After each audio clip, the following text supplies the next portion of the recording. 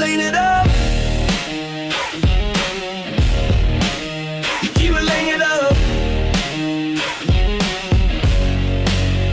Yeah. What's up, ladies and gentlemen? This is Shane Davis. And I am Brandon Fountain. And this is The Controlled Burn. We changed our studio. Pause. And I feel very...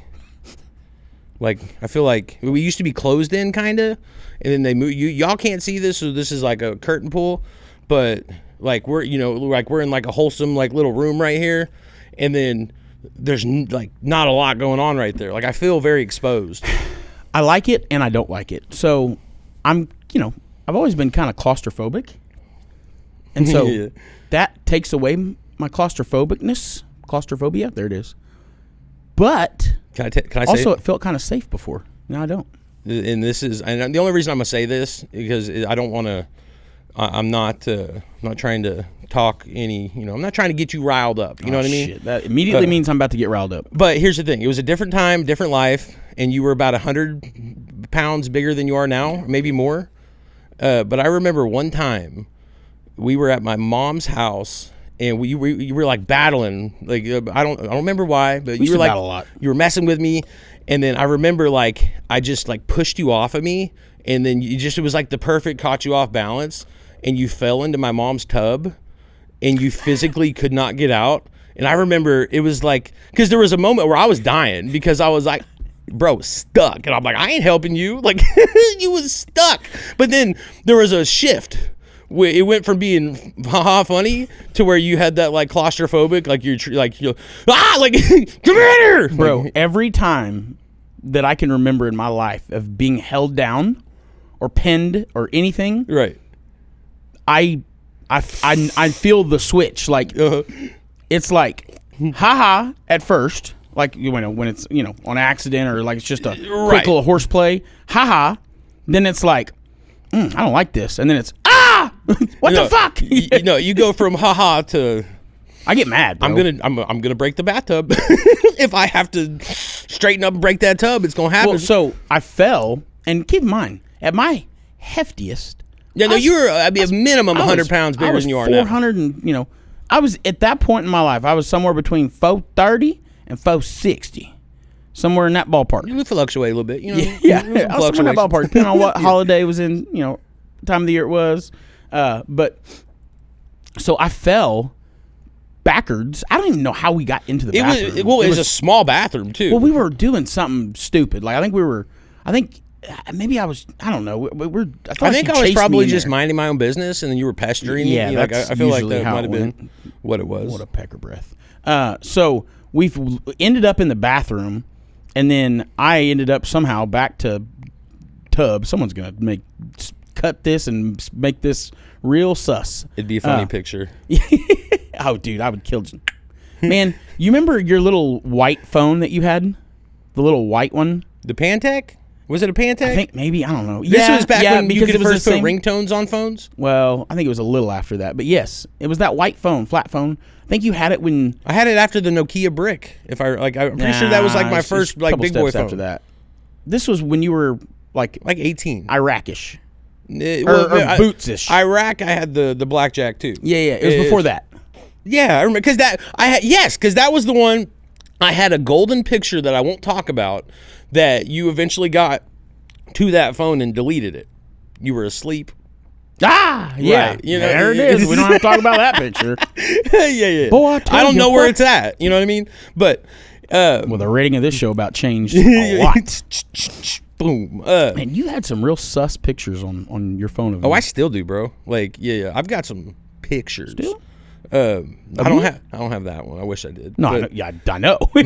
No, I've got one. I had to make sure of it. Yeah. That was our namesake story. Upset by that one. Is that what you're talking about? Here's the thing.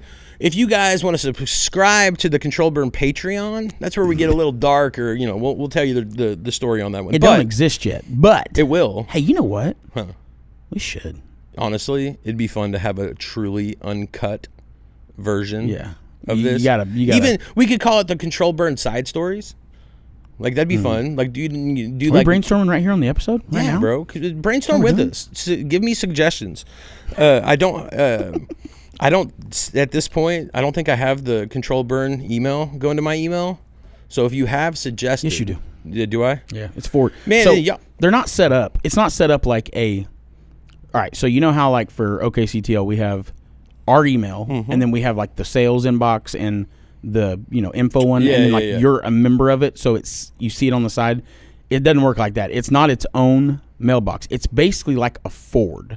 So when someone emails it, it just forwards it to your work email, but it says that it's it lets you know that it's a controlled burn. Anyway. Behind the scenes action. Hey, why does it show that we... No, that literally just distracted me. Oh, I see. said I saw hard end, and I was like, huh. That's how shitty we are as hosts of a podcast. We don't give them shit. They've got the notes for our intro and then our hard end and nothing else, and there's no notes on either of those. It's just... This is where all the stuff that you're supposed to talk about gets put in, but y'all didn't say shit. Y'all just freeball it like you do 94% of the time. We don't have no green screen that we read off. Fuck around and find out. No, I know, but usually when we have a heavy topic list, we'll give them our topics and to make sure we can check them off. But we don't do that very often. So she's got intro and hard end. Full curtain pull. We actually use ChatGPT to script every episode. Oh yeah, me and Brandon practice all week. This isn't even us. No. We use Sora to generate it. That would be a series of like 7 fingers. Like well, dude. Here's the thing, bro. That Sora, like, I'm annoyed at you over Sora. I want you to know that. So I was sick when it popped. Like when it really, really popped, I was sick, so I didn't jump on the wave. Dude, I'll be honest with you. It feels kind of like a fad. However, like it seems like it's already not as cool as it was 2 weeks ago. That's crazy. Like it's. I couldn't like go on the internet without seeing those videos, and now it's kind of like it's starting to like. Really? Yeah, it's almost like. So I see less and less that are stamped Sora, but that's because companies can purchase Sora as far as like as a generation tool, and just make a video, and it's not watermarked. Like, but there's still, bro. You'd be surprised at how many of the AI generated videos are actually powered by Sora. Like I feel like it's up there as far as video. I could be dead ass wrong. I need but to I feel play like with it's a big percentage. Because I didn't make myself on it yet. That's why I'm mad at you. Yeah. I need to play with it. So I want you to know I have a whole collection. So cool thing about Sora is it's got kind of like a timeline, right? Like old school Facebook or whatever. So it's actually kind of like Instagram and Facebook Reels. So it's just you just scroll and it just keeps going with what's in the people that you follow, and then shit that you've your algorithm, things that you've looked up or whatever, and it just you can forever scroll Sora videos. Are you public though? Like, did you make? I made everything I did public. Has anybody made you doing anything completely wild? No.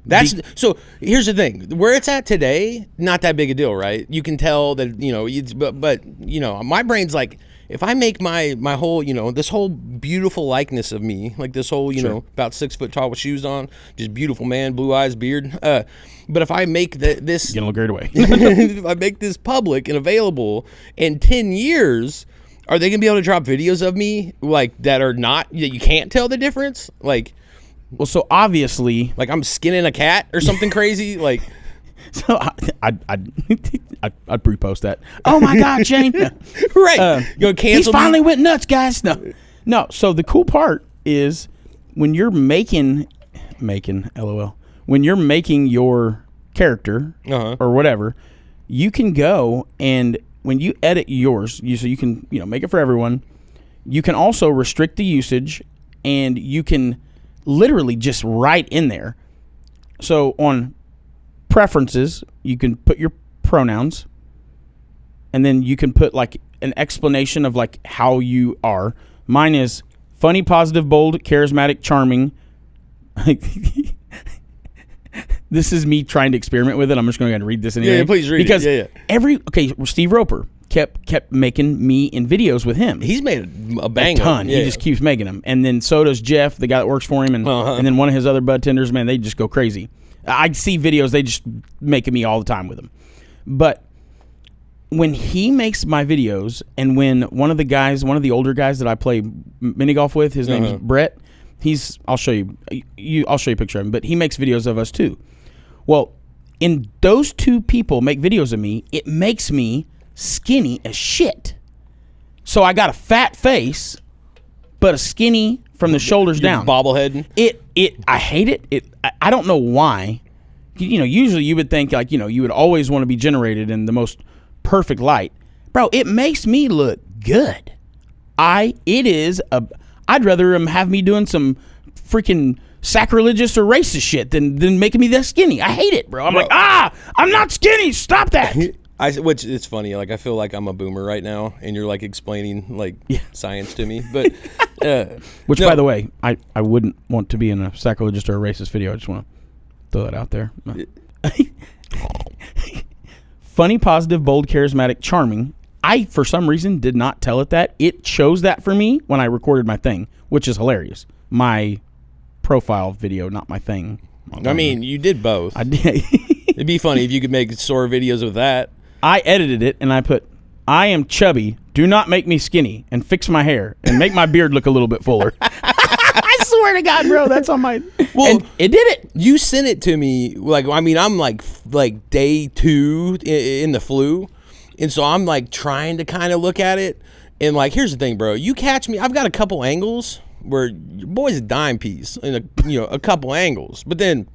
And like a lot of the other angles, I'm not, right. So, but I'm sitting there like in bed, like trying to and then I was like, nope. It's like, crazy. No, I'm not gonna put this sick ass Shane on here forever. It's crazy how important that first video is, because however you record that, that's it, unless you tell it otherwise. Like I did mine in that green. That green. I think they call it a Henderson style shirt or anyway. It's like that's some rich people. It's not a polo, but it's like a shirt that's got no collar like this, but like a t-shirt collar, but it's got 2 or 3 buttons right there and a long sleeve. You know that green one? Yeah. I wear it to church a lot. Anyway, that I did it in that shirt, right? So every video it makes of me, I'm in that shirt, unless something gets prompted to not put me in that shirt, or like if I say make me in space, then it'll put me in a spacesuit. But otherwise, for the most part, no matter what, it's that shirt, and I'm like, damn it. And can you re-record yourself, or are you stuck? Yeah, no, you can re-record it as many times as you want. But here's what's annoying: I redid it the other night, and I guess I didn't pay attention to what was going on with my hair, and I had a little piece of hair sticking up. And now it's just... every damn video it made when I was playing with it that night was just that hair was bad. I was like, hey man, can you fix my damn hair? And my beard, I caught a bad angle, caught an extra patchy patch of my beard. Same thing right there. I was like, bro, y'all can't, make your boy not look like he's got, a freaking skin condition. That'd be dope. I have a white tuxedo that I've been waiting to put on. You need to know, bro. My guy's white tuxedo, Shane Davis. So, but no, dude, I'm so mad at you because I've been wanting, you and Samantha both, man. I could just throw shit at both of y'all. I get to make all these videos with all these people in my life. The numero uno and numero dos, and I ain't telling you which one's which. I guessed it. Sorry, Sam. I can't freaking make a video of you or Sam, bro. But here's the other cool part. I'll do it tonight. Honestly, I will. Right, yeah, I'll do it tonight. Or dude, after we get done shooting this, let's go do it. Then that way you know I'll do it. Peep this though. You can also, super cool. You can also make characters. So I kept wondering why. Like Steve has got his vapor herbs and everything, and it's like certain stuff. It's like it's his brand, and I'm like, oh, well, Sora wouldn't have known that. He would have had to upload it somehow. Right. So you can make. So we could put the controlled burn. Yes. Okay. So here's the thing. I've only got one character, and it's Teddy, my dog. But you can do the rules. Create character. Here's the rules. Create a character to co-star in your videos. Record or choose a video of a pet, object, or anything to put in your videos. Characters cannot be real people. You must own the rights to your character. You own him. I don't. Yeah, that's my possession. You got him. I wonder how strict it is, because I wanted to be able to do my kids in it, right? But it says you can't do real people. But I'm like, well, my kids are under 18. I kind of own them. Like, that's kind of how that works. I wonder if I can I'm really curious. See, my only objection to that is I wouldn't want anybody else to have control over making my kid something. You know what I mean? You can edit. That would be, which I know it sounds dumb. Like I shouldn't care. No, I'm with you. Like it's like people that, you know, with Alexas, they're like, I'm not gonna have. I'm like, man, unless you're like cooking up dope or planting, you know, Sure. big problem things. Like, who cares? In your character, you can do the same thing. Who can use this? Only me, people I approve, mutuals, everyone. So you can pick. I would let everybody mess with me. Yeah, me, Teddy, everyone. Like I don't care. Bro, Gus would be the best to put on Your there. cat? No, my pug. You talking about, bro? Yeah, Doug. Little Gustard? Dude, man, I met my niece's boyfriend like a week or two ago. And it was one of those, like, I didn't know, like, I meant to, like, ask you this because I was like, bro, you know me, sometimes I'm socially awkward, and I agree. Dude, I just, sometimes I'm just, you know, sometimes I'm great, and then sometimes I'm,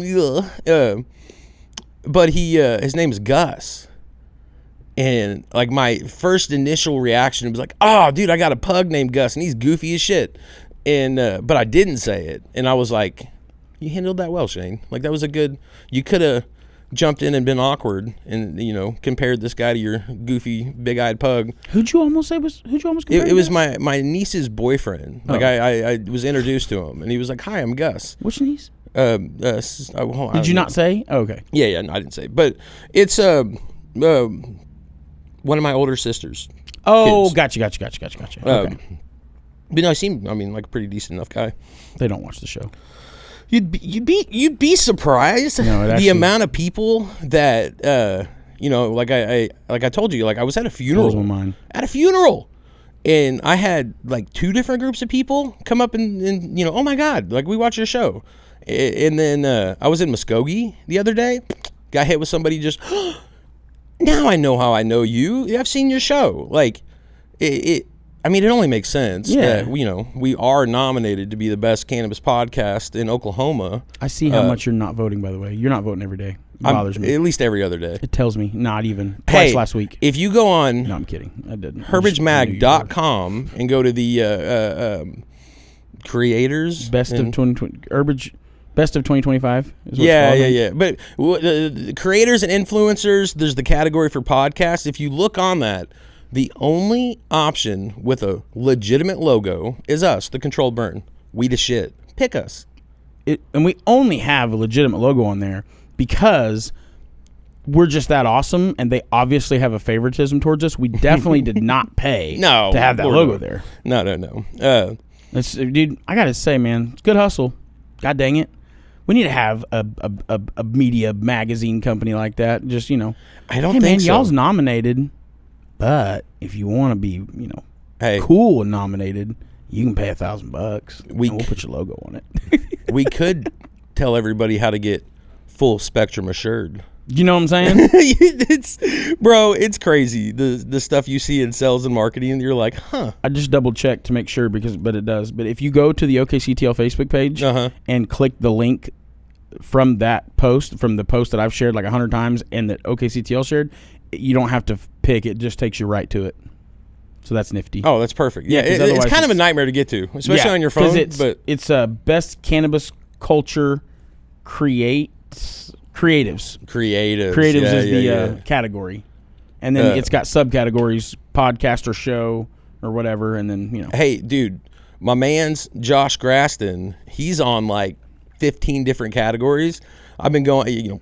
He's on a ton. Well, I know he's speaking at Cowboy Cup. So I sent our production like a breakdown for Friday and Saturday of the Cowboy Cup, like all the scheduled events. Like he's doing like an educational talk at Cowboy Cup. But he was definitely one we're going to have on as a guest at some point, hopefully in the near future.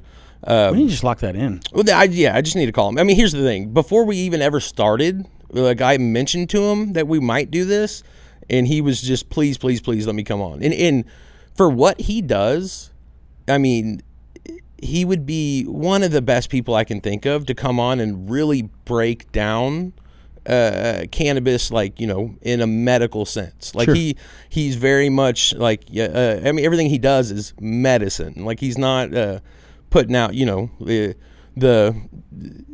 buy 10 for whatever, like, products, which there's nothing wrong with that. That's your lane, cool. But he's actually, like, he puts out, like, testimonials, I mean, weekly, if not daily, of like real quoted things that people are saying, like, that are, like, helping them, even if it's like, like, he's had some patients that have passed away since he's been doing this, and like the amount of like help and support in like peace that some of his products have helped these people kind of go through, even when they are nearing the end, like, it's pretty incredible. Like, it's actually, like, good stuff. Man, what a I have that a topic, would be very fulfilling. bro. That would be very Dude, fulfilling absolutely. to have a company, and like he posts a lot, so you can tell when he gets truly moved. Yeah. And he's really good. He's good about it. He's poetic, bro. I think poetically. I'm horrible at writing, though. No, I'm not good at Terrible at getting it from here to here. Uh-huh. Yeah. I'm the, well, you know me, like, You douchebag. No, sorry. I'm bad with, like, emotions. Like, Yeah. We've had, since I've almost been with the lab for 3 years this March. No. Yeah, 3 years, March 1st. No shot. Yeah, dude, it's crazy. Dead ass. Damn. But in those almost 3 years, I've had, just over time and random circumstance, I've had, like, a few coworkers, because I guess, like, I'm easy to talk to or I'm approachable, have, like, cried about whatever was going on in their life, or had, like, just overwhelmed on something, like not work related, just personal, just cry in my presence. And I'm the worst at that. Like, I'm very much like a there, like Sheldon Cooper. Yeah. I'm like, I don't know how, I wish you didn't do this with me. Yeah, I can't verbalize. You are bad about that. Oh, dude, I'm the worst. Like you. I'll get in the moment with them, man. No, there's been moments where you've seen me, like, faltering in those. You've had to swoop in and save me. I'm just, because it's not that you're emotionless. No, I'm a big baby. But it's just bad about, like, I'm not good at, like verbalizing or trying to help somebody through that, because there's not a lot of things that are going to get me to the point where I just have a cry in front of, like, a coworker. Like, there's not. You just got to be a couple things. It'd be but rough. So in my head, like, when that's happening, I'm kind of like, okay, like, this is either something that they do, frequently, or they're at that, oh my God, my life's falling apart level. And so that's a big space of, like, I don't know how to help you, man. Like, I'll get you some water. Here's a bottle of water and a hug. Yeah, I don't know, you want to hug you know what I mean? Like, it'd work. You gotta be careful. But no. So I had a fun topic, not fun topic, but we mentioned before that a lot of these rules could, like, we have like there's labs out there that pass people for certain, let's say pesticides or metals or mold or whatever. And from my perspective, only mine. Only yours? It could be other people's, but in this moment right now, from my perspective, I'm like, bro, if these negligent things that were happening, like, actually turned into something that where somebody got, like, actually really, really medically hurt or even died, then there would be some swift movement, right? Like, but it just hasn't really happened in our world or our industry. But now in the United States, there's several states that are medically or rec. We're starting to get more data. Like as a country, like, we're actually starting to see things, and there is something out where there have been people that have died. There was a lawsuit actually in Missouri. They call it, so this I would imagine this is going to be one of those things where there's just going to be more education and more education. But ground cannabis dust is something going on right now. So we've been to a lot of grows, and it seems to be something that's common across the country. in like grow facilities, indoor grow facilities. It seems to be the specific common denominator. But there's been dozens of people that have gotten asthma from working inside indoor grow facilities. And this is confirmed now. There's been 2 deaths over this. They call it ground cannabis dust, and they're saying that the people who have died, they did not have asthma before they worked in the facility, and they got asthma, and that asthma led to cardiac arrest.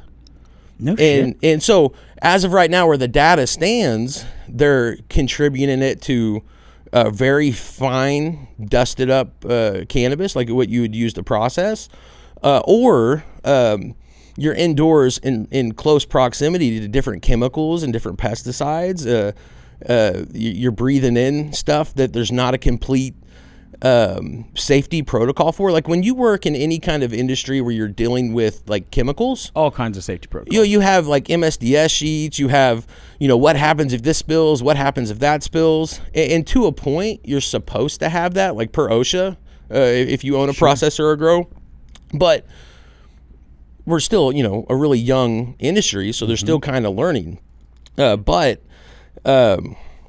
somebody got paid out $3 million because they were a consultant at a cannabis company in Missouri, and while they were there, it's kind of vague how it was explained, but something happened where somebody dropped something, and ground cannabis went everywhere apparently, and this guy like immediately had a severe allergic reaction to it, had asthma, went into cardiac arrest, had a heart attack. And it's basically made it to where he can no longer work. Like it permanently damaged him in his lungs, in his heart. And he was awarded $3 million.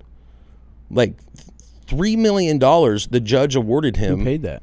Well, I don't. It was the insurance company. Just to cover our ass, because we ain't trying to get sued. Sure. I'm not going to put anybody's name out there, but big company, really big company, like nationwide company.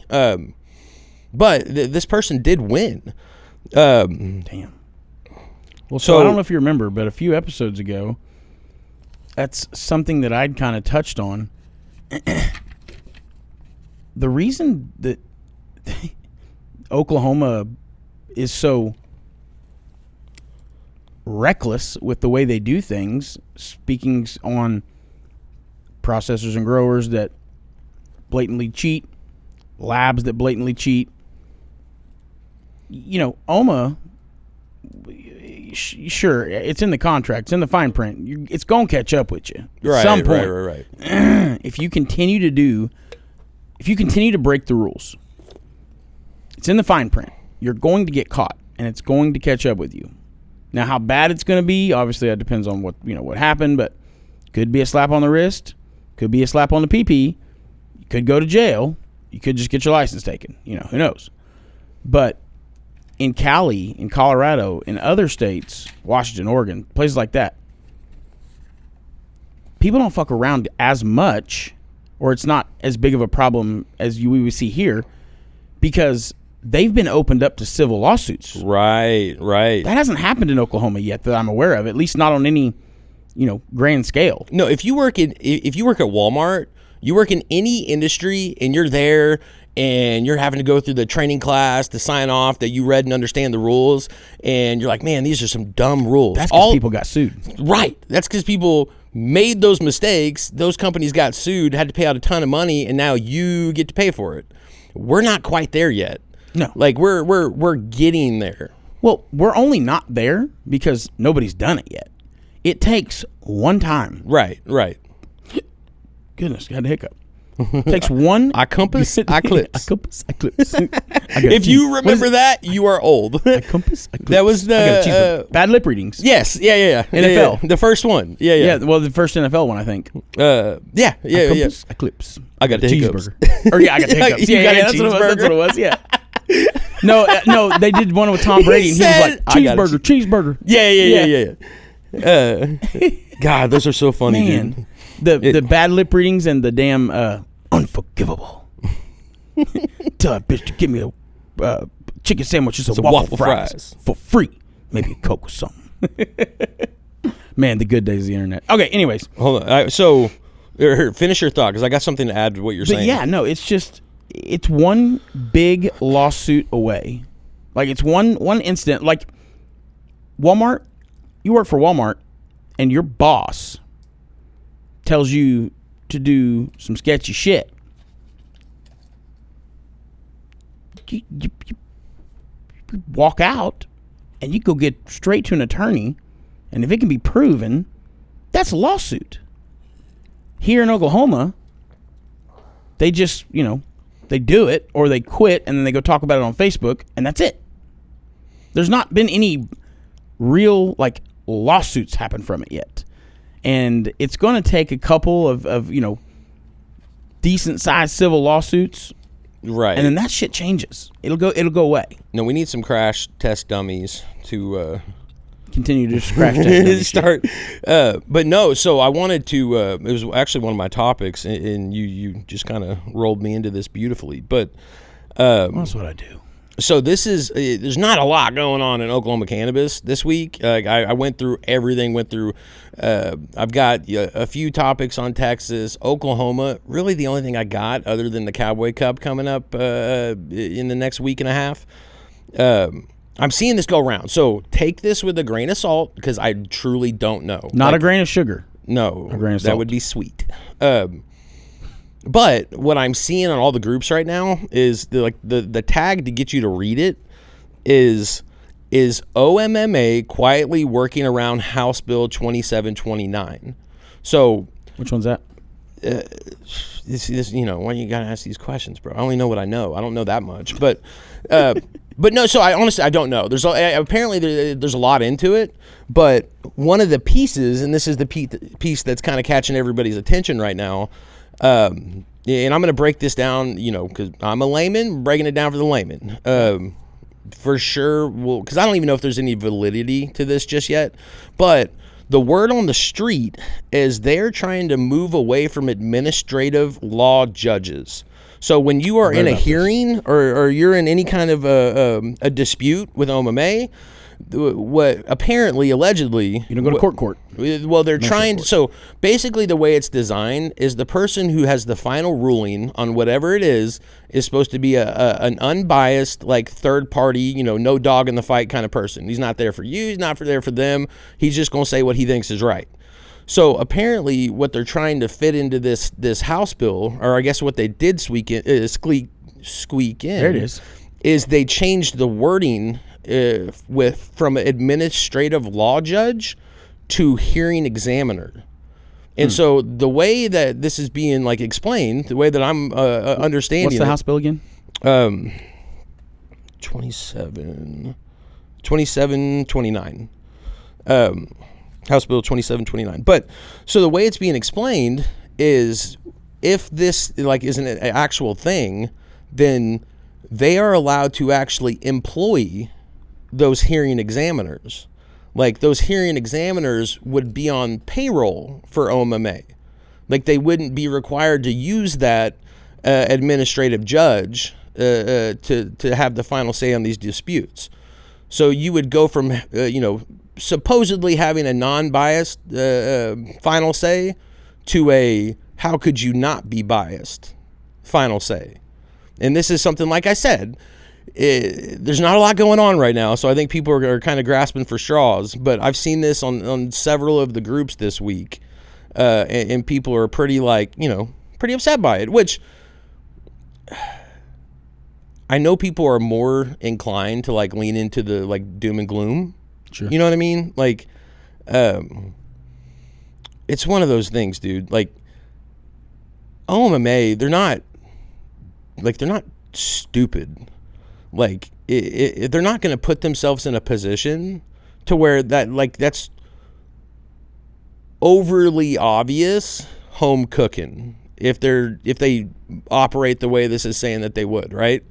How could they not get sued to pieces if the person who's having the final say on your livelihood and your business is collecting a paycheck from OMMA?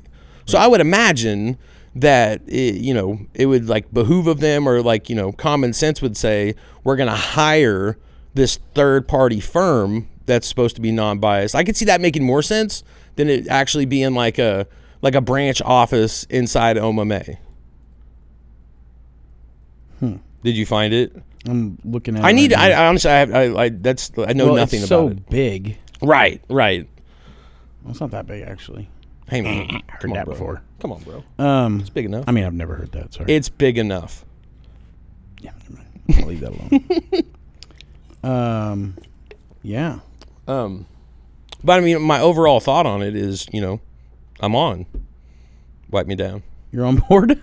Wipe me down. I'm on. Wipe me down. This motherfucker. Whoa, bro. This is motherfucker. PG-17. Man, you know how many times an episode we've said, fuck, get out of here. I've never once. You're a liar and a fat mouth. Your feet stink and you don't love Jesus. I use cocoa butter. I'm going to leave that alone, too. Yeah, so I'm reading through it, and there's not a whole lot in it, actually. No, honestly, I'll spend some time and actually like see what the key points are. All of our haters out there, like, y'all are going to talk about it. You don't. Yes, everything we talk about, we don't know what we're talking about. Like, if you haven't caught on to that yet, you haven't been paying attention. Pretty much. But no, I mean, it just seems like to your point of there hasn't been a lot of like litigation precedent set in different areas of our industry. That seems like a pretty low hanging fruit. Like a gentleman like Ron Durbin, I feel like he would eat that alive. You know what I mean? Because like he's not gonna. Let's say it's one of his like friends or clients or whatever, and they lose their suit for whatever reason. Like there's gonna be people that are gonna say, you know what? Nah, we're taking this above y'all. Right. You know what I mean? And that is an option. Like it's an expensive option, and you better have your shit in order. But there's only gonna be so many people that get completely screwed over before they say, you know what, we're done with y'all. We're gonna move above. Yeah. And they're smart enough to know. Like I don't see it being as cut and dry as people are kind of sharing it to be. Well, people, especially it seems like in this industry, they get on something. Just doom and gloom. Sometimes it's sometimes there's a reason to get on it. Sometimes they get on shit. It's just, but in the same. That's one of the things that bothers me so bad. People had such a negative. I don't want to get talking about rec again, but man, people got so they were just wrong, bro. Like people just didn't read. Like I understand if you just for whatever reason didn't want rec, but none of them could give me a good reason why we shouldn't have had rec. Not one. But to this day, like, not one. The people they'll say, oh, the bill just blah, blah, blah. I'm like, you didn't read it.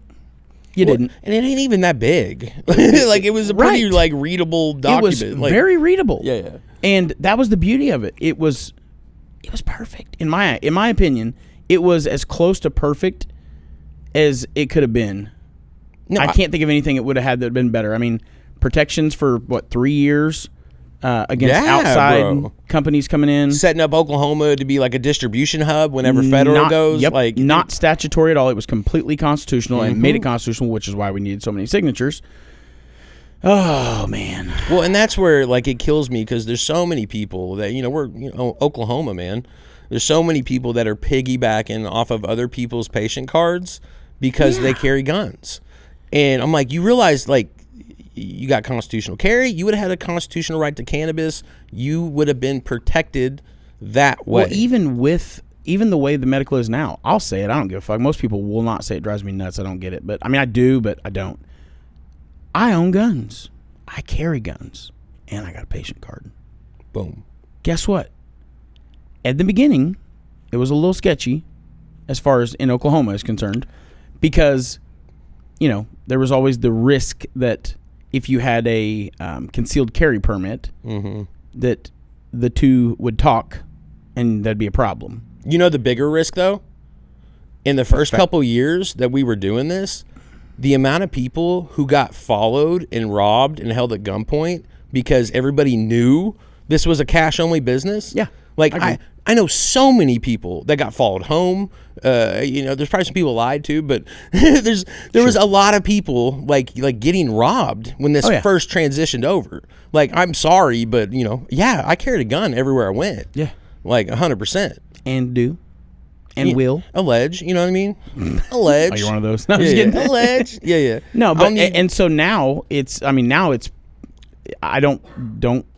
If I understand correctly, once again, disclaimer. Maybe I'm wrong. Maybe I misunderstood. I don't know because I can't cite my references here. But it's my understanding that we've now been protected from it as far as Oklahoma goes. Now you still have the whole, ATF paperwork when you purchase a gun that asks you. And that's the tricky stuff. You better choose carefully on how you answer question 3 or 5 or whatever it is, because if dead ass just asks you on that form, like, do you use recreational drugs, cannabis? Like, I think it words cannabis. I'm almost positive it words cannabis. And if you say yes, you don't get your gun. But if you say no. Don't lie, though. You're lying on a federal document. You don't want to lie on a federal document. I'm not telling you to do that. The best thing you could do?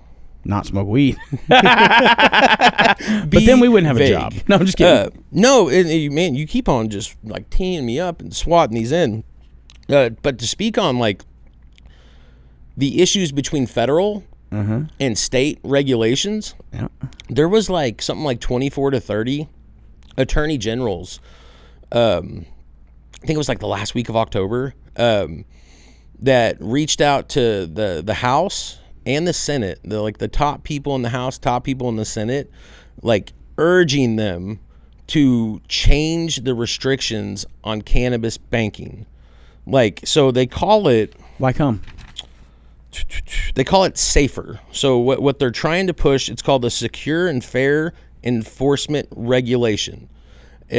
So right now it's something like 1.5% of banks that exist mess with cannabis because of the federal regulations. The majority of the big banks won't even touch it because they just, it's not, as of right now, the way it's written and is they're backed by federal investors and money and whatever. Well, they're in what's the one that credit unions are NCUA, or what's the the big bank FDI. I don't know what I'm trying FDIP? to say. FDIC. FDIC. Yeah. So banks' money are insured by the FDIC, or if that's what it's called, I think it is. I think, yeah. But that's why cannabis banking is so tough, because they, I don't work for a bank. We have a banker on. We should get a cannabis banker on. That's what we should do. No, that'd be fun. If you're a cannabis banker and you're watching, there's only 2 of y'all. So hit me up. Let's, yeah. No, but you know what? That's something good we should talk about. We need to start posting, resources that we know that help, Well, it's, dude, every one of y'all that, especially, the dispensary owners, processors, grows out there, how hard it is. This is cash. This is a cash business. This is going to slowly, gradually move to digital. But it's a nightmare. If you're depositing cash, and you hit the certain dollar amount, you're jumping through a ton of hurdles. You're going to have the IRS climbing up your butt. IRS form 9,000 form, I think. Something like that. It's supposed to be $10,000. But if it's close to 10,000, some people make you do it anyway. It was funny, dude. I had to go. I was doing a contract. This years ago, but I was doing a contract job for a grower. No, I basically helped him facilitate a deal, and I had to pick up the money for him. Right, and he was like, "Hey, dude, can you actually go deposit that in my bank?" And I was like, "Sure, no problem." And then he's like, "Hey, before you walk in there," he's like, "Hey, so you've got this much money. I kind of need you to do it in these increments." Ooh. I was like, hold on, but why?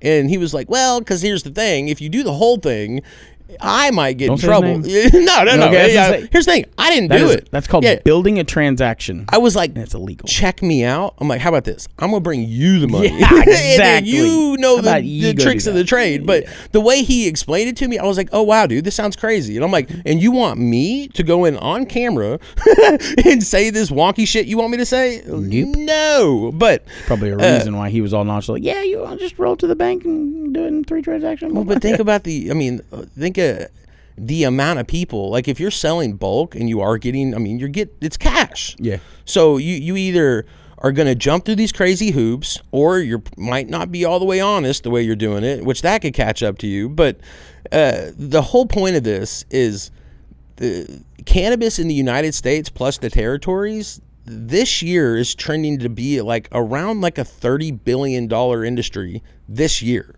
overall, right? So they're like, guys, like we're moving this direction. Like it's not going to stop. We're not slowing down. Like we have to make this available to everybody. We have to get there because right now, as it stands as a cash business, you are facilitating bad actors. When you have stacks of cash that have to go from point A to point B to point C, you are creating opportunities for people to see those dollar signs and come in, be dishonest, steal, rob, hurt, kill. And so they're trying, because number one, let's be fair, they're not doing this for our protection. No. They're not doing this because they're good old boys. They see them dollar signs and they see what they're missing out on, and they're like, guys, like, come on. Think it through. It was 28 attorney generals, just like a couple weeks ago, or I guess a month ago at this point, but are pressing hard, like hard to try to get this enacted. And I guess they wrote it like a few years ago, but they've been like really pressing. But this is the first time that they had an organized from 28 different states. Attorney generals came in and did a push. So, I mean, I would imagine somebody somewhere is ironing out the details to try to make this make sense so they're making money and we're safer.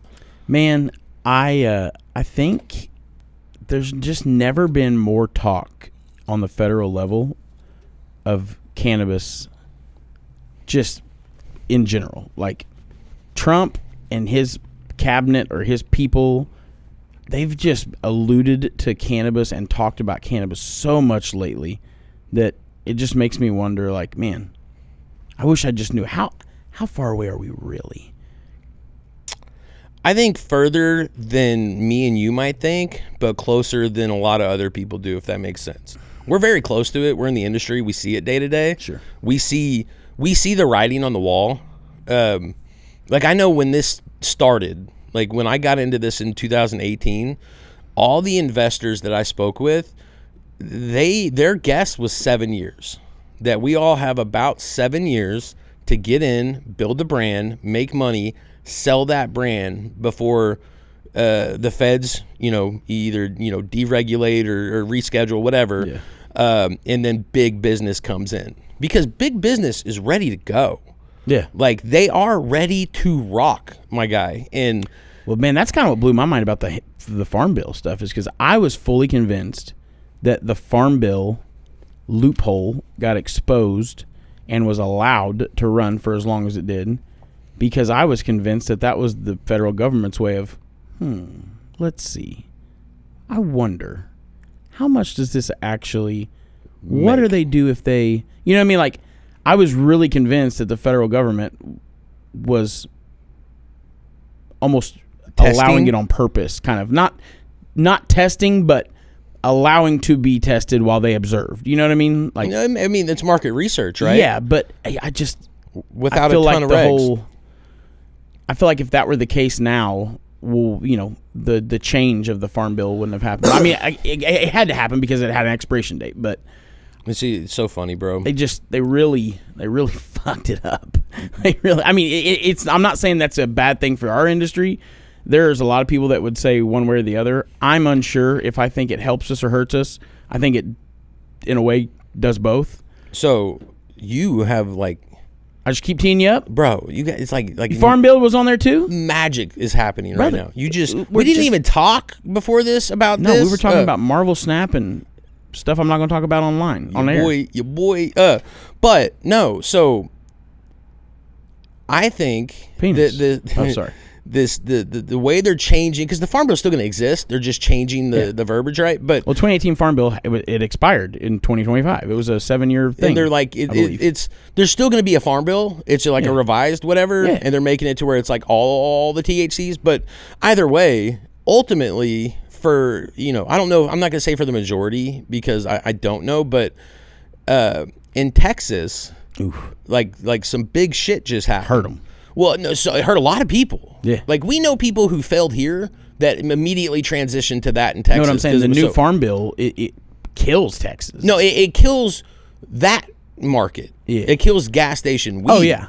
But, so Texas has been like, they call it, like Matthew kind of put me on this a little bit ago, like golden ticket states. Yeah. Where, there's a limit to whatever, how many license that can actually be, sold.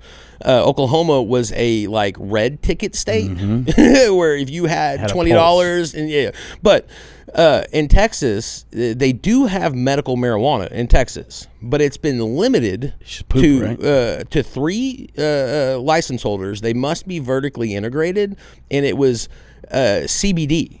Like, it was like literally limited to like certain like creams and oils.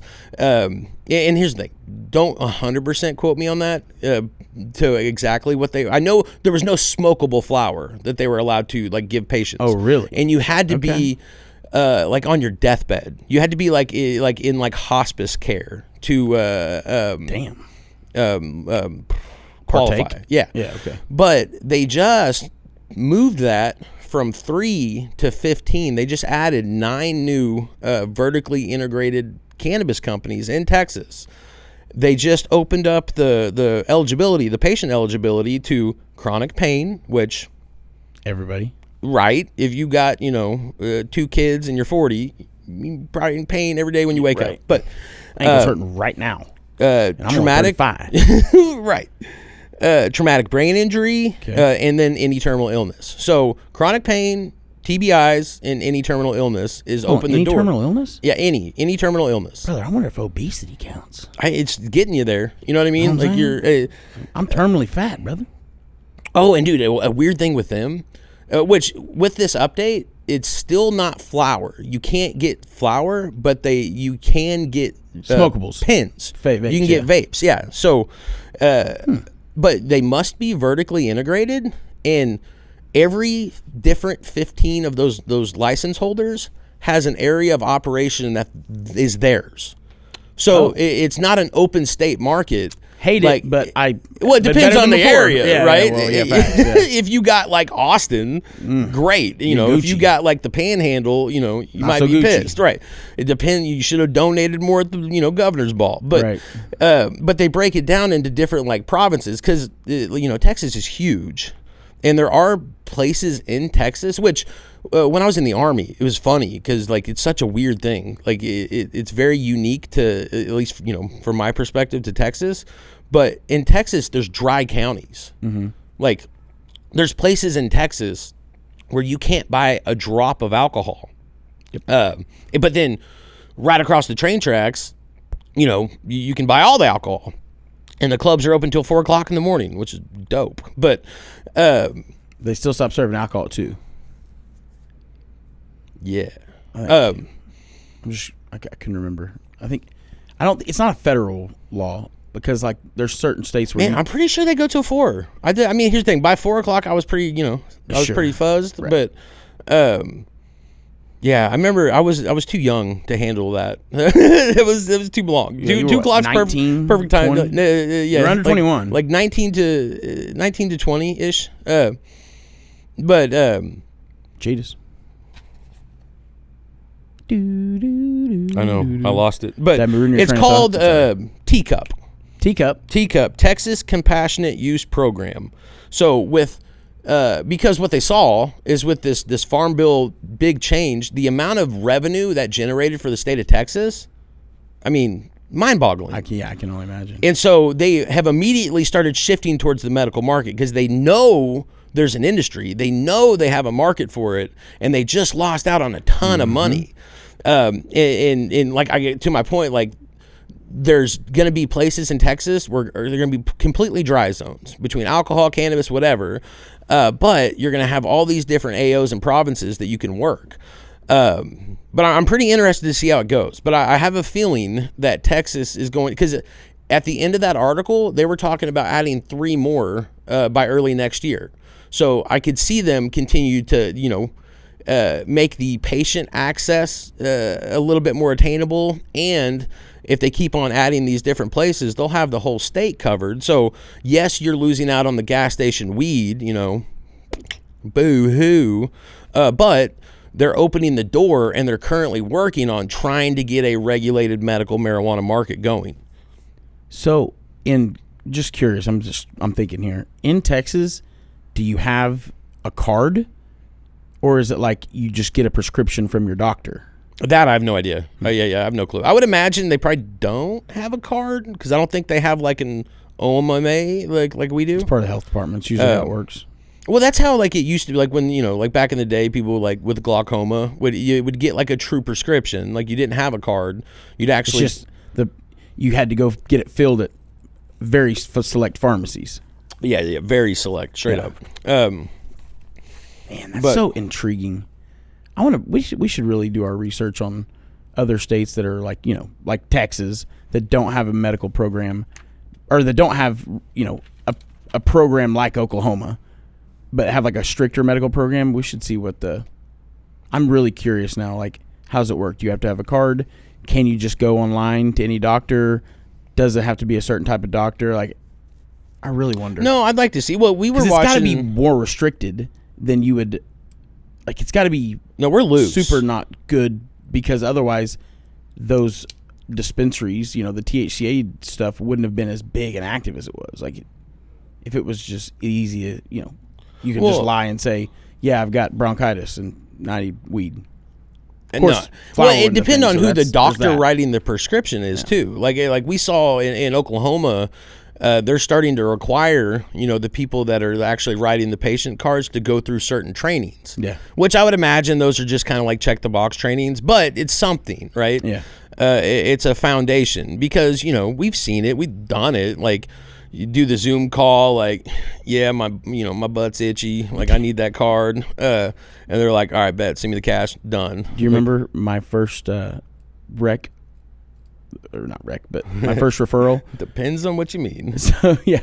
So my first patient recommendation, I got in Skytook, where I live. There was a dispensary in the middle of downtown there. Ganja Hut, I think is what it was called. Is the Great American Strain still there? Yeah. Dude, now it's called. Well, it's the spot now. Dude, that was those people. Remember the Beeline Buzz? Yes. Like Daryl, the guy who did own I don't know if he still does. Shout out Daryl, yes, you're great. Daryl and Colby. But yeah, no, he would physically print the Beeline Buzz newspaper, and he would personally deliver that. You couldn't go to a dispensary without seeing that newspaper. Mm-hmm. So did he sell it potentially? No, it's him and his son Colby. Colby runs everything. Yeah. You remember Michelle? Mm-hmm. Did you see her husband passed away? No. Yes. I know. Man. I didn't realize. Here's the thing. I don't really know her husband. I know Michelle. No, because of cannabis. Uh-huh. But apparently, her husband was a very popular guy in Skytook and Osage County. I think he was like not like a mayor or anything, but I think he was like he had a bike club, Chamber of Commerce, or like city councilor, or some type of like either active as in like he was on the chamber, or he was like some type of low level, I don't know what you call it, not politician, but board member in the city government or something like that. Active in the community. He was very extremely active. Well, I guess he passed away. Well, he did pass away, but I'm, seeing this, and I'm like, and I seen the last name at first, and then I first read it. It was like someone saying, R.I.P. on one of the grapevine. We call it Skytook Grapevine. Uh-huh. And then it was like so and so Rogers and his wife Michelle, and I was like, Michelle Rogers, that sounds so familiar. And then obviously I start looking into it, and I see her, and I'm like, oh shit, that's Michelle from Great American Strains. And she had that little the honey. She made the honey for a little bit. Had a company called something, I can't remember what it was called, but awesome, dude. Michelle, she was my favorite. Like, no, Colby is awesome. Daryl's awesome. Attitude. I loved Michelle. It did not matter how bad of a day you were having, how big your order was, how big you were as a company. She treated you like you were a king. She was just chop it up with you. Always smiling. So positive. Always smiling. Just the kind of woman that she could be, and she's a very pretty woman, but she could have been dog ass ugly, and you have a few exchanges with her, and a week down the line, you're thinking like, man, what a beautiful person that the kind of person where you don't even think about outward look. It's just about that's just a good soul. Well, no, she's got like an infectious personality. Oh man, and it's it's dope when you like, because we build these relationships and you become friends with a lot of these people we're doing business with, and it's really nice. Like if you've got like a delivery route or a sales route that day, to be able to look at where you're going and be, I can't wait to get there. I can't wait to go there. Yep. That guy sucks. But you know what I mean? Like it's, fuck, this guy sucks. I'm going to move her to here. Right. So after I get done with all these shit asses, I get a little positivity in my day before I get home. Yeah, right. 100%. I'm going to be a little tired around 3:30. Oh, yeah. So let me get some happy there. Hit that dopamine and then go on to the shithead. But no, dude, I've started, then it got me in the rabbit hole, right? So I'm like looking at like, damn, how many people knew her husband? Damn. And it's just like, I mean, the Sperry group was talking about it. The Pahuska Facebook group was talking about it. Like, dude was just known. And then I make the fatal mistake of going to Michelle's Facebook. Oh, dude. Oh, bro. Talk about, I'm bad at emotions, I had tears welling up my eyes, bro. I believe like, it. she just, and even in her sadness, in her grief, she was, you could see her personality through her post, right? But, oh my God, bro, she's posting pictures of her and her husband, and it's just like, I'm dying on the inside for her. I couldn't imagine, like, bro. She's just like, I don't know what to do. I've lost my best friend. I'm like, oh my God. Like, dude, just take a moment and think about that. Like, dude, me and you especially, you've been in a whole lot of relationships, dog. I have not, 'cause I'm a good human. I ain't been in a whole lot of relationships. Well, yeah, sorry. I've had some relationships. You kissed a whole lot of frogs before you got to your princess. I didn't know how else to. I get it. I had to go there. Yeah, I got it. But Doug, we've got our people. Like your wife, my wife, they're our people. Like you're my people, but you don't touch my pee-pee. She's my people that touches my pee-pee. So she's, extra. Shout out Sam. Shout out Sam. Thank you for touching my man's pee-pee. Hold on, bro. You could do more because he comes in pissy sometimes. No, I'm kidding. But no, I just can't imagine, bro. Like, it's awful. I feel horrible for There's a song. You're making me think of this song. It literally... Touch the pee-pees? Like, it's... Because I've got, I have... A pee-pee. Oh, I've got a lot of people that depend on me. Okay, sorry. Some of them do have pee-pees. Yep. But... Roughly half? They do depend. I guess they all might, I don't know. But no, man, it's freaky. And it's like a kind of a popular song. Like hold on. If I can't find it quick, I'm going to bail on this. But is it Schism by Tool? No. It's like the one like basically like Sing it. God, don't take my person away from me, please. Oh. What is that? It's so good. Yeah, Don't Take the Girl. By Tim McGraw? It's Johnny's daddy it's Tim McGraw. No, I'm not talking about it. It's a newer song. It's like a rock song. Here's the thing. There's probably somebody like that are screaming right now, but I could have swore I just put it on my Apple, but then again, I go in like spurts. So you're not talking about Tim McGraw's Don't Take the Girl song. Okay. No. I mean, but for sure, Don't Take the Girl. For sure. But that's not it's a newer song. It's like on, it's on the radio nowadays. Say it again. Yes! Oh, Young Jamie. Oh, yes! Dude, that song, bro, I was driving down the road, and I had kind of heard that song in passing, but I never, listened to it. And I'm driving by myself, bro, and that song hit me. Like, it hit me. I was like, oh, wow. It made me think of everything I've got to lose. And I was like, for real, dude, please, don't. Take me first. Like, I couldn't imagine. I don't know why you took us down this path. Now I'm thinking about all my people dying, but please, Take me first. Sorry. You're just going to text when I just. No. Well, yes, but no. I can't find the name of it. What's Beautiful Things? Beautiful Things. Bro. Yes. Dude, that song, incredible. First of all, great song. Great song. Thanks for pulling us out of the freaking, sadness that I got myself into. You took us down. Jesus. Had text me, I love you, I'm sorry. No, anything I've done? No, actually, it's funny. I didn't have any cash. Like I was. You just hit her up for money when I was cashless, and she texted me. She just tried to call me, and I didn't answer. And then I texted her, and I said, "Shooting the podcast," which then she hits me with, "Hey man, we just had our kid's birthday party, both of them. Well, here's the thing, I didn't have any cash, and so I borrowed $40 from my kid. Well, apparently Samantha had the same idea. She's about to have to go to basketball practice, needed to turn in some money, and she was like, "Hey man, where's our kid's cash?" And I was like, I had to take it. She was like, "Damn it." And so I was like, I'll swing by practice as soon as this is over and bring you some cash. I'm sorry. Bro, that's the funniest parent shit. All you parents out We're there, always late, don't bro. act like you haven't done that shit. Don't act like you ain't done Bro, you need to know. Like, we're always late, and we never have time for shit. So, like, literally, I'm like, done. Don't have to stop. She's same thing. She's, and God bless her, because gets off work at 5. It is 5:12. So she had to leave a little early today. She has to go on days like this. She has to go get the little kid. Luckily, her grandma picks up Skylar from school. Then she has to go grab the little one, where she works in Catoosa. She has to drive to Sperry, or Skytook, pick up the little one, then drive from there home, change, get Maddie changed, and get her, things to do, drive straight to Sperry and go to Skylar's basketball practice because she's her coach. Right. But just in that moment, right, she's like, "Oh shit, I need cash." I think we have a fundraiser thing that we're supposed to turn in, right? She's like, "Oh shit, I need cash." Everybody sent it, so she was like, "Don't have time to stop." She's about to steal it from the kids, but I'd already stole it. Beat her to it, dude. Well, and your girls are young, yeah. To where like if I tried that shit with my older ones, like. They're like, "Nah, bro." Like my son, literally, it's funny. Oh yeah, he texted me. Can't do when they're big.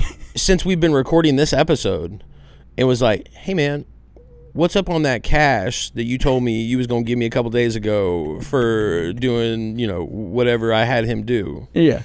No, I had him do bro. After Thanksgiving dishes was so bad, I was like, "I'll pay you $20 if you knock these out." $20, like $20, bro. I'm really full, and Can I ask you a question? What if you would have just said, do the dishes? Yeah. So it was what was funny. Is it a quality? Is it of quality work? Well, I try to be fair as much as possible. That's fair. And I get it. Typically, if there's we don't let the dishes get crazy. Sure. So usually it's not a big deal. But after Thanksgiving was a big deal. Sure. And it was so like it had to be done, and I wasn't doing it that day, and I was just like. Because I don't pay my kids to do the dishes, but in that case, I'll pay them.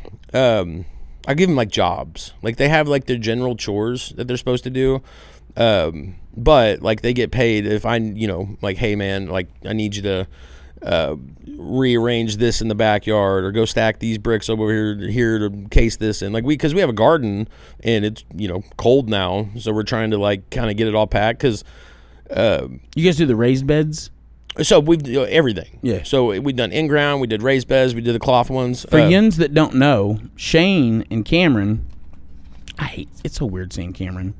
I know you. That's here's the thing. I've always been Cammy my whole life. Been Cammy all your life. Well, I never. But then you got married to her. It's Cameron or Carl. When y'all started dating, did she say she goes by Cameron? No. So when we started dating, because I know you obviously always called her Cammy too at first, right? Yeah, but when I knew that her name was Cameron, sure. I just made the big boy decision, which it was a good decision. It made me sexy, but I just called her Cameron. I mean, that was nobody else calls you that. That's what I'm gonna call you because I'm not everybody else. Yeah, that's fair. It was kind of like mine. We will be doing a side class where I will teach game steps, but that's going to be on the Side Stories Controlled Burn. What's it called? Patreon. But careful, you'll get 10 kids. You will. It happens so fast. Lots of chillins. It happened, bam. Just accumulate, and it happens very short. But no, I literally that was like my thinking on it was I was like, oh, everybody calls you Cammy, I'm gonna call you Cameron, and then it just always happened. But that point, was she already like when she like would meet people, like you've seen her like interact? Did she introduce herself as Cameron? It depends on where she was. I'm just curious. Well, because like, her whole like small town, she's Cammy. Everybody knows her as Cammy. But it like I've seen her like in like a professional setting introduce herself as Cameron. It just that makes sense. Yeah, it kind of depends. Like she goes by both. It seems like if you call her Cammy because you've known her forever, it doesn't matter. Like, it doesn't bother her. But, like, if she's talking or introducing, even not even, business or formal, but even informal, seems like Cameron is just her go-to now. Like, she doesn't even say Cammy anymore. Well, it's more like adult, I guess. Yeah. You know what I mean? Like, I don't go by Big B. You don't go by D. Well, that's what's funny is, like, in my phone, like, you're still Big B. Sure. I haven't called you Big B in years. Right. Like, it would almost be weird if I was like, hey, Big B. Like, I'll say B, like, but you were Big B forever. Forever. And it just, we growed up. I had family that's called me B or Big. It's funny because and you're not. A lot of people call me Big. You're not. I mean, you used to be big. Like, I'm still big. I mean, but you're not big enough to call you Big B. Like, you're like regular B, like like above regular a little bit. But I mean, here's the thing, bro. I appreciate it. You's a big boy. And I'm telling you, bro, you're like half of what you was 10 years ago. Stop. Not here, okay? Hey, man. Don't make me flush. Your pants look like they fit nice. I like them. I had so much stuff that I was going to say a second ago. And then I just... Well, I kind of did it to myself, and then you just didn't help me stop. But, damn it, what was I just about to... What were we just talking about before Cameron? You were talking about like Cammy to Cameron to professional to right before that, because you jumped in and was like, well, what do you blah. And then we made it very clear that I have strong game. I remember that part. It was strong. Someone's yelling at their freaking phone right now. Damn it! You stupid idiots! Dude. So we're gonna be at the Cowboy Cup. I think it's December 12th and 13th. Yeah, but I have an announcement to make about that. Well, hold on. Before I was gonna text you. Let's not do a hard announcement just yet, because you know how ebb and flow. Yeah. Let me take this. So just hear me out. Our plan, folks, was to do a live podcast episode. I cooked this idea up.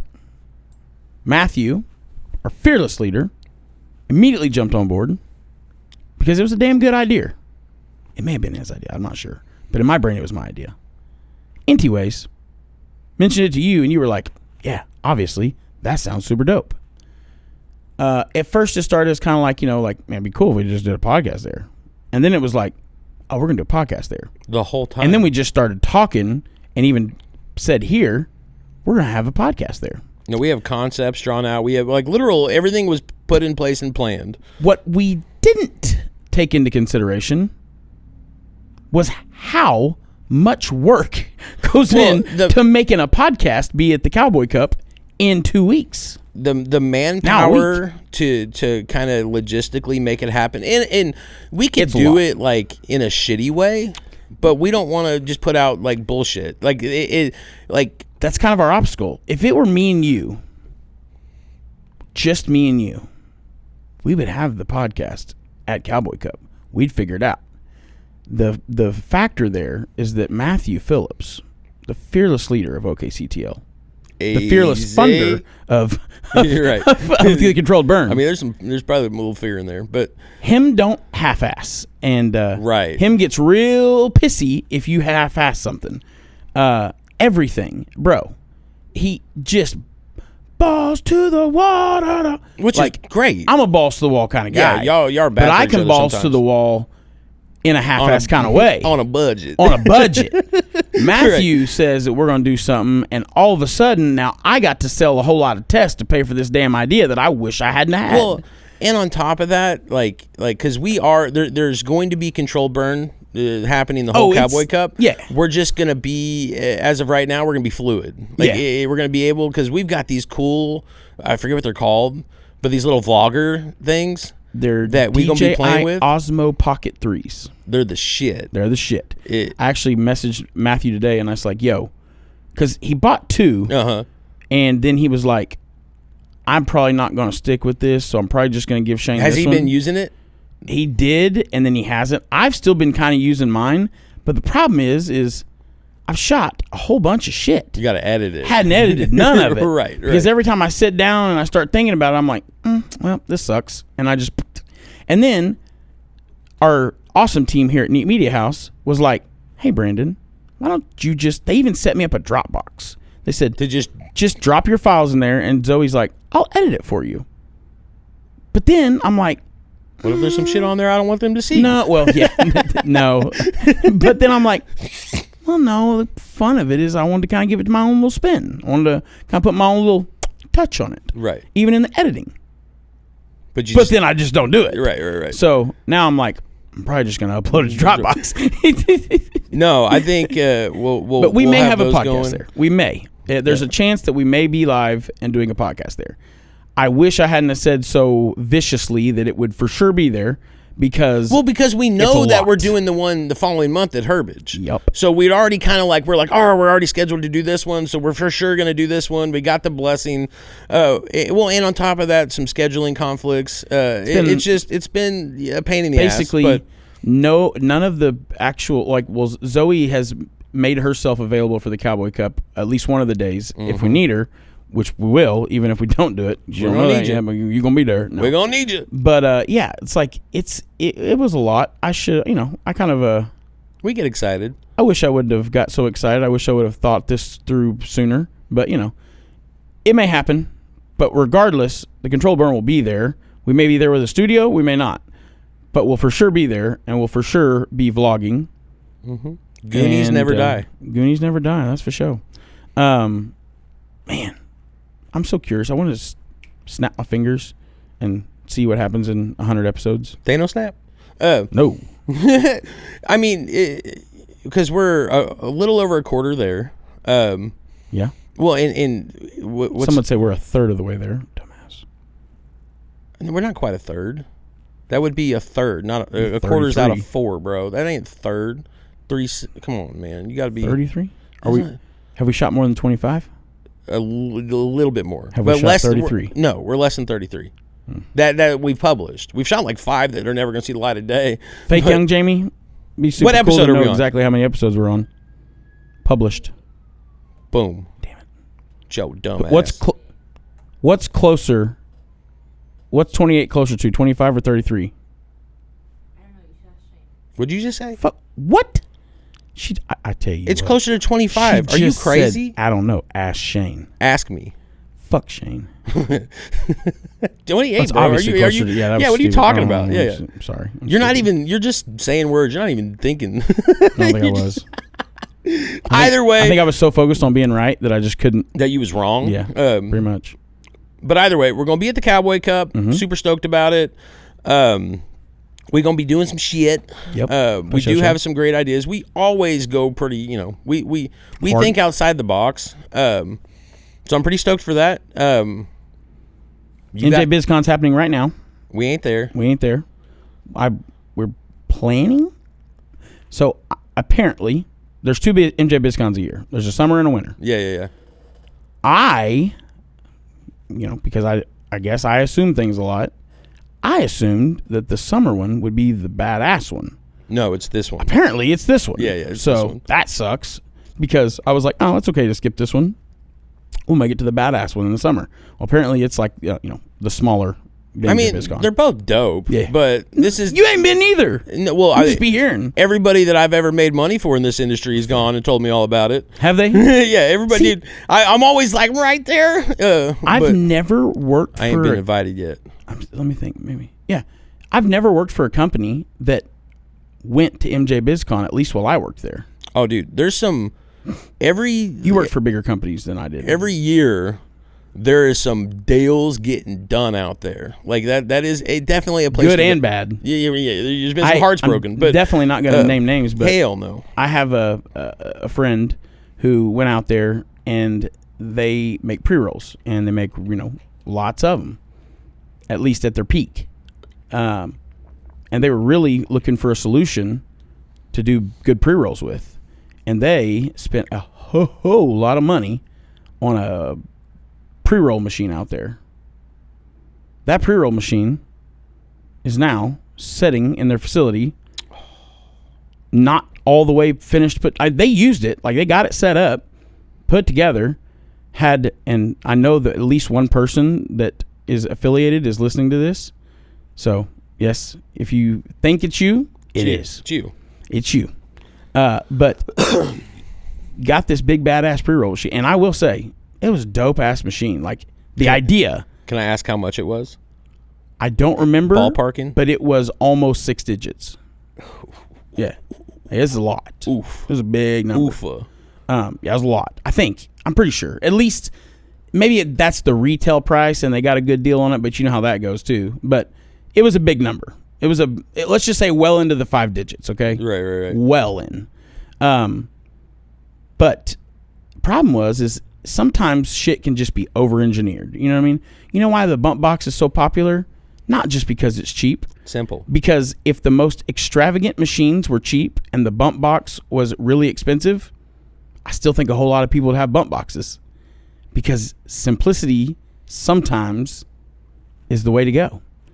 Well, like we've talked about with my bottler, only like a couple people were really tuned into it to run that thing smoothly, like consistently. Like anytime, like if somebody had to like miss a day or call in sick, and somebody else had to jump up, everybody knew how to run it. But my guy who ran it every day knew the personality of it. It knew if it was doing this, it needed this tweaked, because there's, you're dealing with, valves and hoses and pressures. I mean, so you're kind of fine tuning the whole thing through the process, depending on the drink you're making. It might take it longer to carbonate. Like there's so many different factors that kind of go into it, that you get these extravagant pieces of equipment, but if you don't have the right operator, you literally are going to be bashing your head against the wall. Like the amount of times I had the manufacturer of our bottler come out in the first 4 months that we had it, because I was like, this thing dog shit, it don't work. Like, this guy literally had to come out and got me super frosty on it, and then my guy Eric got insanely frosty on it.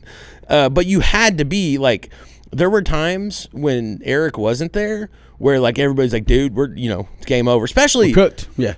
For all you guys out there that are using labelers, dog sticker rollers, label machines are the worst. The worst. Literally, and you're dealing with a wet environment too. Yeah. So that's a problem, and you got little infrared things. The scan, it was a nightmare. And if you didn't know how to just tweak that thing enough to get it to run, you'd have never figured it out. But you had to have that experience of fucking up and then figuring it out to get there. And with the bump box, you could just, hey man, here's how you do it. Even if you ain't doing it the right way, you could probably figure out a way that's working for you and make it happen. But yeah, no, this machine, I mean, just what a fucking piece of equipment, dog. How many? Do you know how many it could put out? No, not off the top of my head. I think it was number. I wanted it was well, in a day, thousands or 100,000, 90, 60,000. I think it was 60,000 a day or something stupid is what you're supposed to be able to do in an 8-hour shift or a 24-hour shift or whatever, and then you could 8-hour it or 12-hour it or whatever. Yeah. But a crazy amount, and it had multi steps. It would you grind it up, and then it sifts it for you, and then it puts it in, and then it makes your pre-roll. Yeah, rolls them, it pats them down, and then it even crimps the end, and you had it I think it even had different styles. You could push crimp it, or you could twist to crimp, and very extravagant machine. You could look at it. I mean, it was machined out of a solid block of aluminum for most of it. You could see the machine mark. I mean, just very nice piece of equipment. Right. Dope little, branding, lots of cool electronic pieces and shit that on it. Can't operate it for shit. And no, dude, they went through the motor, I think, for the thing that lifts up the top that you put that actually closes them after it's done. I think that part had to be replaced twice under warranty within they a year. stopped. And then the warranty ran out, so they had to buy it once. And I want to say it was like $4,000. Jesus. And so they were like, can't fuck with this no more. Well, apparently, like, said person who purchased this starts getting online and getting, as he said, like, reading when you reviews. go there, Uh-huh. their setup at MJ BizCon was the best of the best. And, like, Right. they had it going there, and he was like, oh, bro, it was just perfectly running. Like, everything was dope. There wasn't a question you could ask him at the time that they couldn't answer. Like, they Right. were on point. And I'm like, salesman, baby. Uh-huh. No back end. That's where we do. You give me a month with the biggest piece of shit in the world, and I will sell it. Just give me time with it, right? That's just what salesmen do, right? I was a car salesman, so I was the worst of the worst, right? Snake. Just snakes. But no, so, now they've shifted gears to, basically like, I don't know it's a Futurola, but like a base electric bump box, like just old school, like just a scotch of technology more than the old school, like actual bump boxes, right? Well, and they couldn't turn around and sell that without feeling like even if they tried to sell it to recoup, like, let's say 75% of what they spent on it, they would probably still feel bad because it's such like a lemon. That's the thing, bro. The person who bought it was trying to sell it to people that know about the machine, like that use it. Not even a tenth of what they bought it for. So when bad. In 2018, and they never got it to work to run the amount of pre-rolls it was supposed to, but they switched to this old school vibrator box thing, and they're making like double the amount of pre-rolls that it's allegedly supposed to do in a day on it. It's just like, bro, I would freak for that much money. I would freak out. Like, I would be at every MJ BizCon waiting to see them. Someone would catch an ass whooping in real life. That would be like. But see, like when in like 2018, 2019, when like my team was filling carts, we used syringes, right? Yeah. So we had like the Pyrex with our oil in it, put the terpenes. We had the little magnetic beans going, and then we had syringes. Mm-hmm. So we literally take syringe that was warm, and hand fill it, squeeze a lid on, right? So everybody kept telling me, dude, you've got to look at these Thompson Dukes.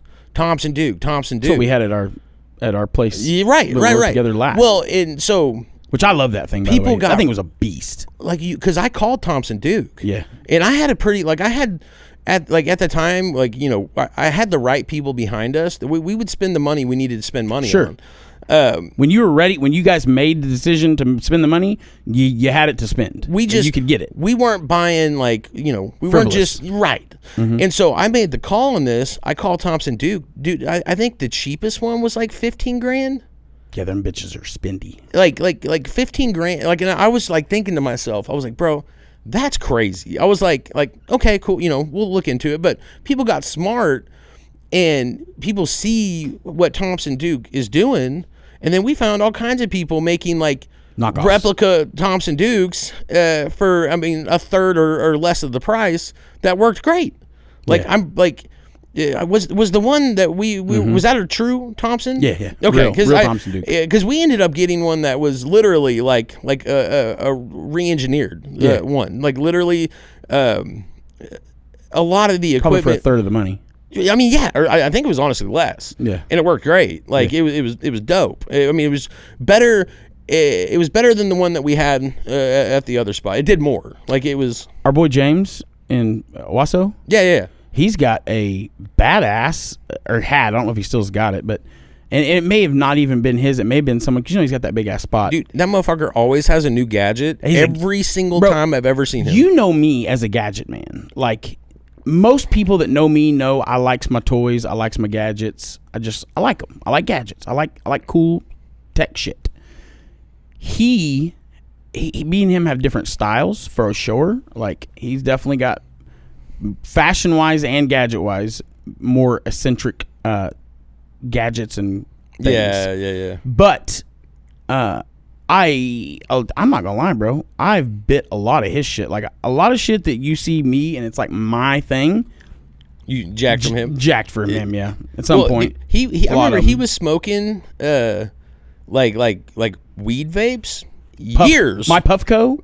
The reason I was on Puffco forever, that was him. He turned me onto it. Shatter.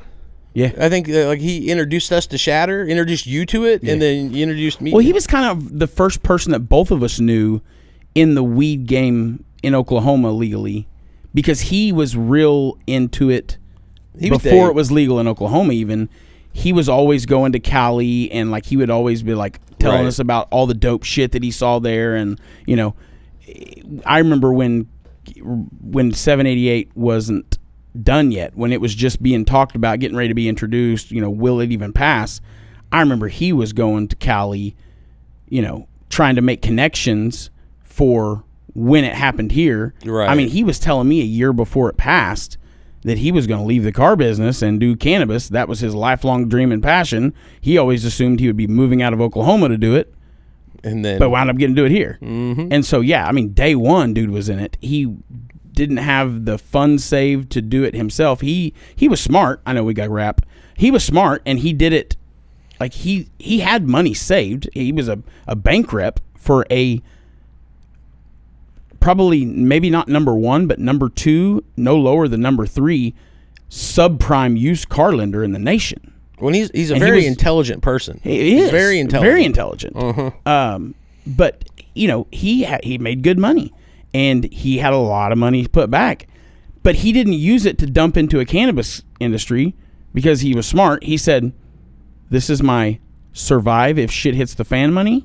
Right. Now I've got to go make my joining the cannabis." Right. So he went and used his connections, because a lot of people that started in cannabis in Oklahoma have at the very least an advisor that was in another industry somewhere. Nay. Same thing with him, right? He had a lot of friends in Cali because that's where his company's headquarters was. So every time he would go out there, because when you're with those kind of lenders, you're flying to headquarters at least 2 or 3, 4 times a year. Right. Events and things like that. Like Google, you know, really kind of set the tone for a whole lot of industries to be like, we're going to do this. We want all of our employees to come together and eat together and have a lot of fun and go on cruises and shit like that. So his company was very much one of those, like, we want to pay for you to come out and have a great time.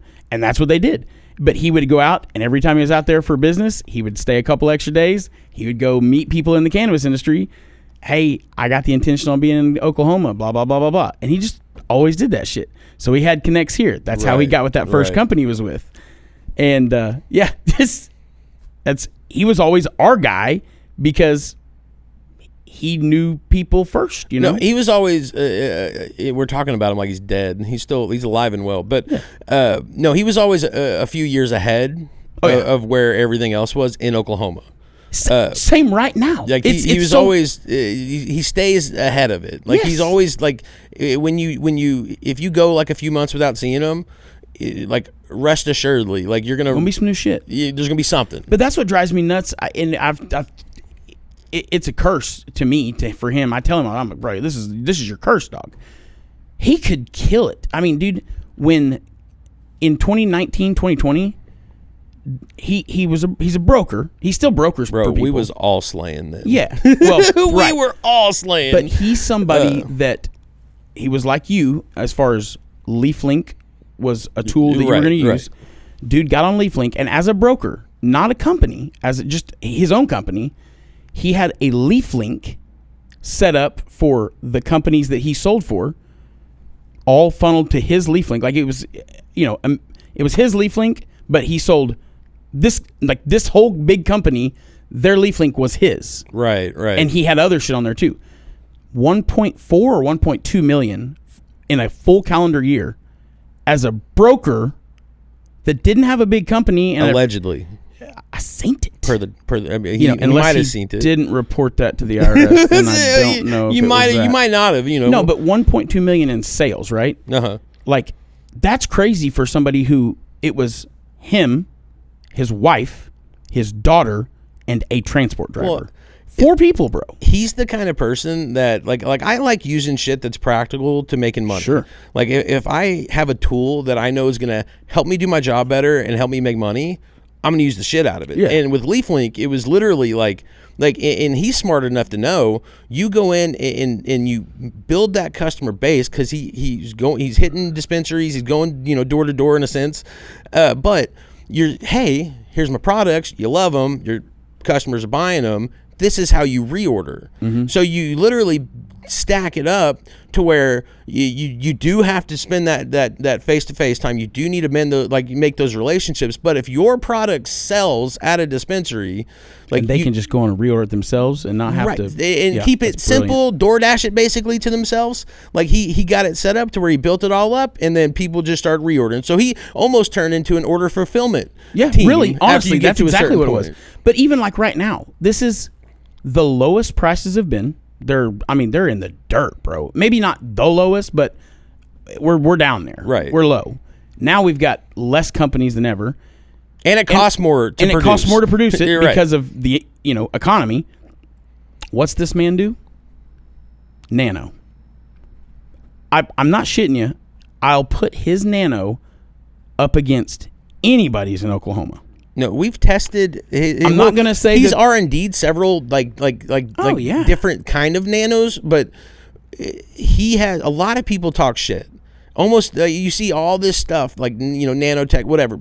Like his is truly nano. I've seen a lot of people like where they do their Nano, where they make their Nano. It's like 2 pieces of equipment, a shred blender, and something else, a hot plate or whatever. Some gum air. Yeah, you know what I'm saying? Like he just like. And it's not nano. It's macro. It's Right. water salt. It's not nano. If you've got chunkies, This dude has got a fucking lab of now. Granted, he didn't spend a whole lot of money because he's smart like me and you. He pieced it all online. All of his badass equipment, it's all got Chinese writing on it, but he does fucking nano, real nano.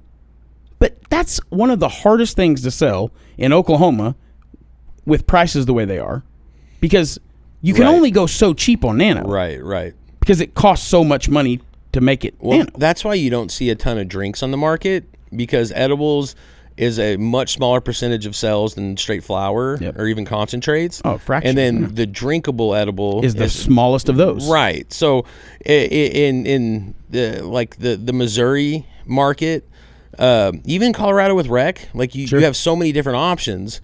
But in Oklahoma, like everybody's been beaten down so much that it's not cost. Who are the drinks that are still around? Bro, I think Cannabis. Well, and I haven't been seeing a ton of theirs lately either.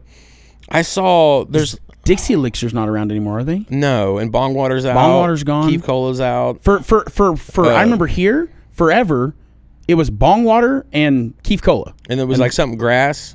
Oklahoma Sweetgrass. Yeah, sweetgrass. And then there was But that one, was even tied in somehow to Bong Water. I don't want to go into that whole beef, No. but There was- allegedly that was the same but different. There was like a cherry Coke one that came out for. Remember, it hit the market crazy strong. They had the silver cans, dude. 5 milligrams. Yeah, dude, right. I remember. They took over the game. I tasted it. It was tasty. Well, at the time, because they were everywhere, but they wouldn't make a higher milligram. And that didn't. And that ain't gonna work in killed Oklahoma. them. Right. That, like everybody else is dropping 500s, 1500s, not like craziness. Going to a dispensary right now in Oklahoma. What's the highest THC flower you got?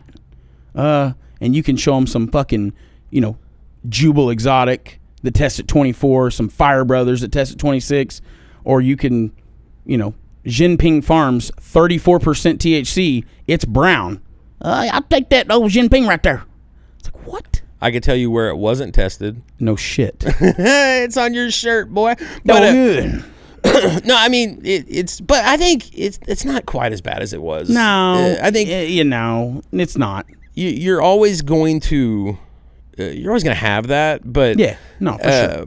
I think because the prices are so competitive, like there's not a true incentive to make a top quality like we went through a phase of like rosin. Everybody was rosin, and Dude, there's not any big there's what? Yes, rosin is still there will always be rosin heads. 100%. Yeah, 100%. And God bless them. I love rosin. Well, it's when like I smoked, I loved it. IPAs. It's tasty. There's always It's the going to be worst fucking thing you can smoke for your lungs, but IPA beer market. Yeah. You know, you like hops, you don't like hops, but Shit tastes like it's ass. never going to be the Bud Light, you know, the Coors Light. Like, and that's... if you drink IPA, I'm just going to say, I'm not going to judge you immediately, but I'm immediately curious about you. Well, so 'Cause this shit tastes bad.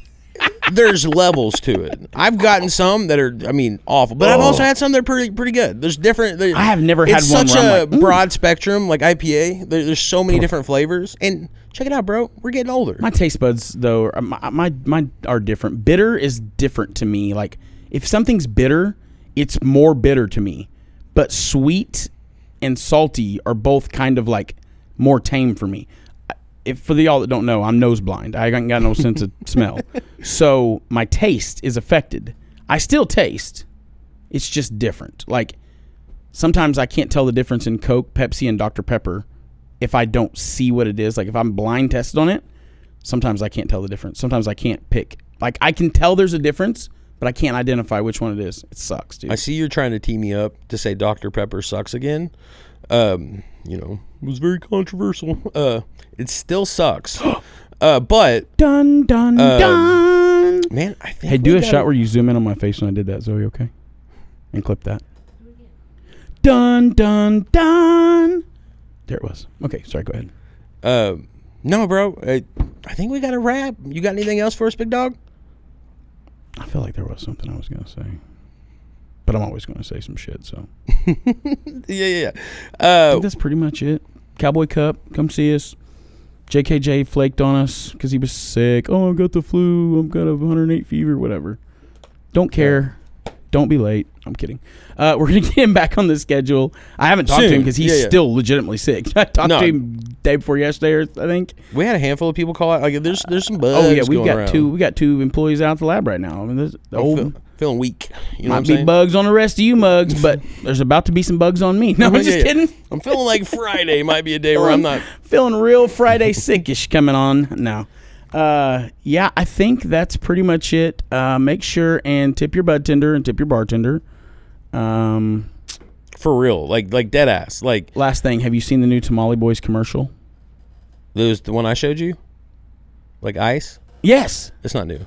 Did you show me that? I very much so did. When? It's very old because you were like, hold on, that's Abel. I was like, yeah, that's the guy that You didn't show me that one where they're in the truck and he's like, he takes off running because he thinks ice is coming. Yeah. oh, I didn't think you showed me that Yeah, one. it was me. It was I. Well, just know that my dumbass brain forgot you showed me that, and I saw that when I was pooping last night. Hilarious. It's dude. It was Shit was- incredible. That Hey. was some of the funniest shit I've ever seen. Abel, shout out, my boy. You know, I hope you forgive him. Hey, Abel. But I get remember. throttled. But I remember. no, shout out Tamale Boys in West Tulsa. Tamale Boys, they catered my wedding when they've like within the first 6 months they were open. Yeah. Gave me a hell of a deal, dude. Like literally, But Cameron, their food's great. It's great. Like she great. literally is like she's planning she's like, when we're gonna renew our vows and we're 100% gonna do Tamale Boys but that commercial was fucking good. Oh, like bro. it was. I was like, kudos, dude. Like it's well, and dude, I'm such a dope. Like it started out as a taco truck, right? And then now they have like a general location. They have several different trucks. Yeah. They're like they have a brand and. Yeah. It's On good top, brand. well, they got West Tulsa behind them. You Do know, they? like Yeah. Arnold's is a staple in yeah. West Tulsa. That's the one thing that I love about us Westies, bro. Like We band. if you cook up something, even if it's not super great, but it's just pretty good, and the West Siders like it, West Side's got your back. Well, and they've done a ton of shit for the community over there. Oh no, like well, a ton of it. That's what I'm saying. Their shit's actually good. It's They're active in the community. well, and they're right by Arnold's. Like it's in that same shopping center. Have you as ever Arnold's. actually had their tamales though? I haven't tried their Bro, tamales. I haven't had a tamale in ages. My problem You're is not a tamale eater though. well, I like a tamale, tamale but I eater, like a but not a burrito more. You know what I mean? So you do. if I'm going, like, I'm probably gonna pick the steak and cheese. Yeah. But that's all I got, big yeah, I dog. think that's it, man. Yeah. Guys, Shout out to Molly Boys. shout out to Molly Boys. Their owner, at least at one point in his life, he wasn't shit, but their food's really good. He's a good guy. But hey, my name's Shane Davis, And I'm Brandon Fountain. and we are the Controlled Burn. Peace. See you next week.